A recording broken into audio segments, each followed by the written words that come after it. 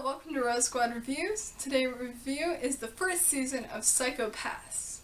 So our story starts off with a new police inspector named Akane Tsunemori. And in this setting, in this time, there is a computer system in which they call the Sybil system.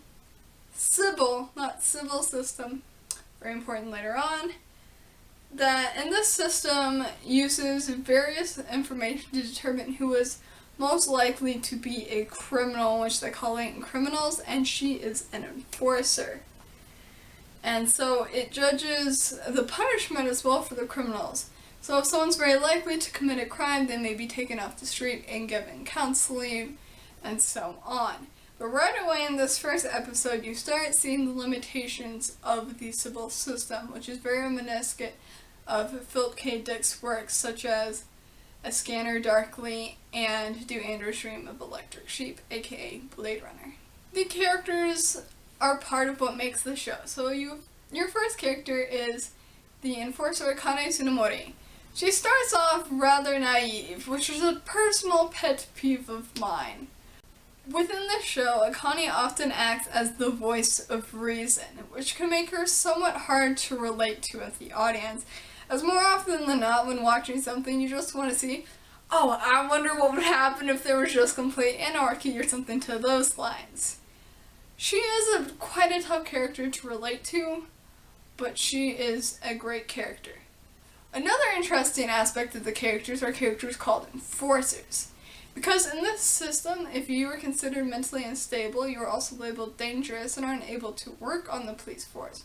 You have inspectors that act as detectives that don't actually get their hands dirty. And then the people who do the legwork of the police force are called enforcers. And these are people who are criminals but have their own personal moral code that prevents them from breaking the law. And they are deemed by the Sybil system to be the enforcers of the society and of law. The other thing the show does well is its criminals, which is rather important considering it is a cop procedural show. Kind of the focus of the show. You have criminals ranging from someone who just was fed up one day to very complicated villains such as Makishima. And everything in between. It uses criminal psychology to actually profile the villains and is rather similar to Criminal Minds in that respect. The plot is well paced. It doesn't feel like it's dragging on or going too fast at times. And it does have a very similar pacing to most cop procedural shows, if that's your kind of thing. It has a lot more Western feel because of that. But a lot of the plot is based on various classic literature. For example, one of the villains acts as the character from The Most Dangerous Game, who hunts humans for entertainment. And then you have the main villain, Makishima, who is almost a blueprint copy of Kurt from the novel Heart of Darkness.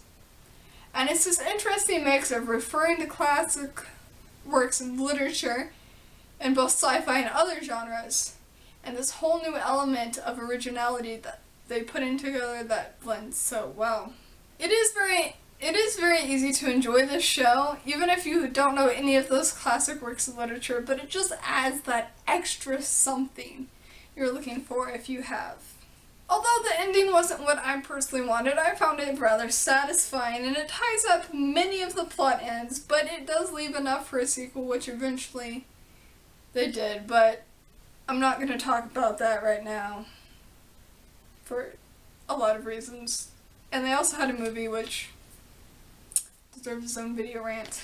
This brings us to the part of review where we talk about sound. Now, the background soundtracks didn't particularly stand out very much, but it did have a mix of classical and electronic synthesized instruments.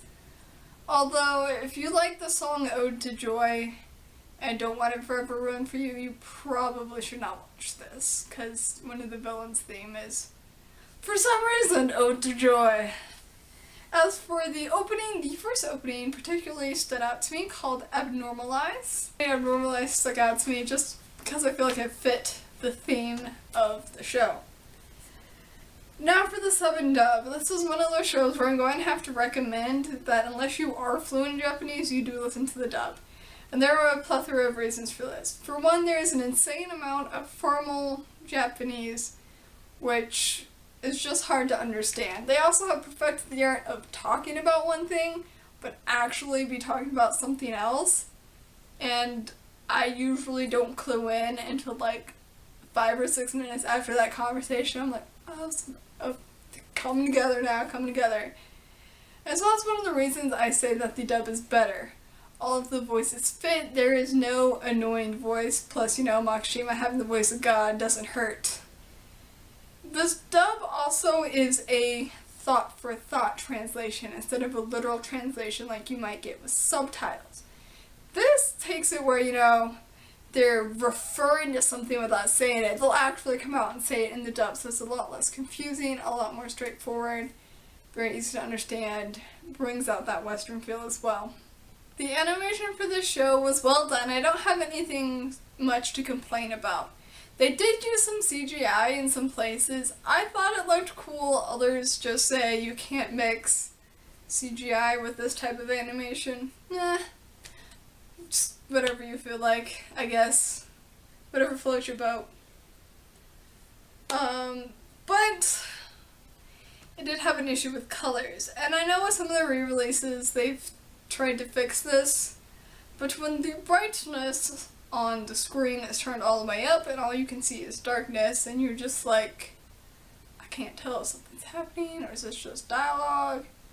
That kind of has the issue where I understand their color palette and it was well chosen, but it was a little too dark at times to actually tell what in the world was going on. The only other complaint I had was the way your main character's eyes were drawn. Bugs me, but that's like more of a personal quirk than anything else. 90% of people won't bother. I'm just one of those people that's like, what are you doing? So things to watch out for. There's a quote by Nietzsche that says, gaze into the abyss and the abyss will gaze into you. Not only is this quote talked about for major parts of the show, but in a way it is sort of the theme of the show. It talks about how those who profile criminals are then often labeled as criminals because of their ability to think like one. And it shows how easy it is to go from one day just a normal citizen to the next day being locked up in jail for being a latent criminal. And it talks about the slippery slope of psychology of one thing that can seem innocent but isn't. The show is dark, it is gory. In the first episode alone you get blood and guts literally sprayed at the camera. It is not for the weak of mind or weak of heart. In conclusion, I give Psycho Pass Season 1 4 out of 5 stars because of the brilliance of the plot and how well it was written. It takes inspiration from numerous works of classical literature and puts them in its own original version of storytelling.